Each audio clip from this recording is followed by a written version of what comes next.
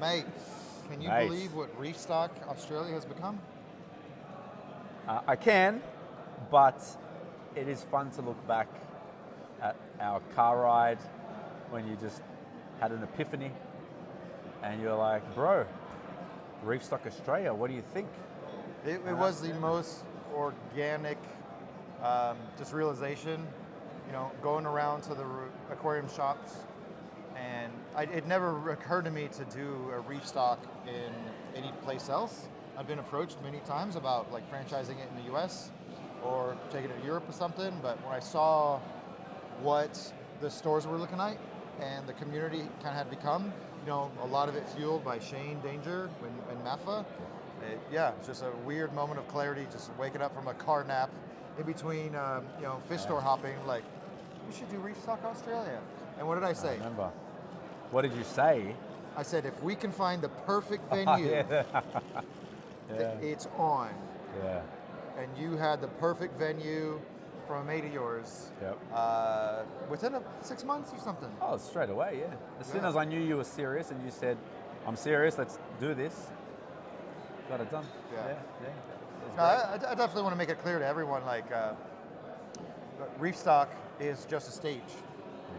We create a stage for everyone else to become their own star, to show off what they're doing, and we can only provide the space, but it's up to everyone to participate. It's actually been at times overwhelming to see how much it means to the people who come to the show.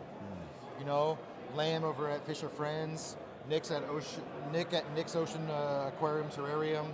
I mean, they'll start, promoting corals that they're hoarding for months and months. And there's corals here that people have hoarded for years. Yes. 2-3 years to come to Reefstock. Yeah. What'd you think about this year's show?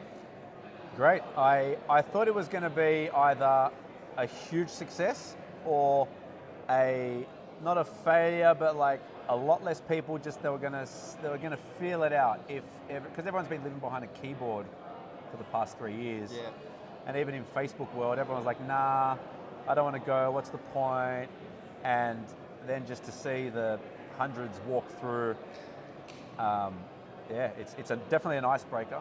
Yep. And there's going to be a lot more shows coming up over the next few months, much smaller shows, and then Reefstock next year. It's just been that floodgate again. Yeah. So. No, I mean, every show is built on the momentum of the previous year, but because we haven't had it for 3 years, I haven't even really been focused on this show.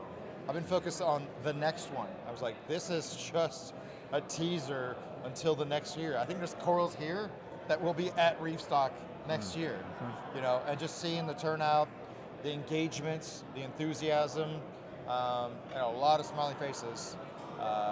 This has been a great year, but next year we're gonna blow some minds. Next year will be mental. Yeah, I think so. And you said maybe a new hall. Is that a secret? My understanding is we have a new hall on these grounds that's a little bit bigger. So it shouldn't be that different. Yeah. No, it shouldn't be that different, but it should be a little bit larger. And one thing that kind of surprised me is the people who came through the door, early morning, early afternoon. They were freaking motivated and focused. They came in with cash in hand, and dude, they went for the corals. I know in the U.S. there's a lot of people, myself included. I'll do a few laps, right? I'll see a few corals. I'll make a mental note. I'll do a few laps, see what other people have, come back around to get what I want.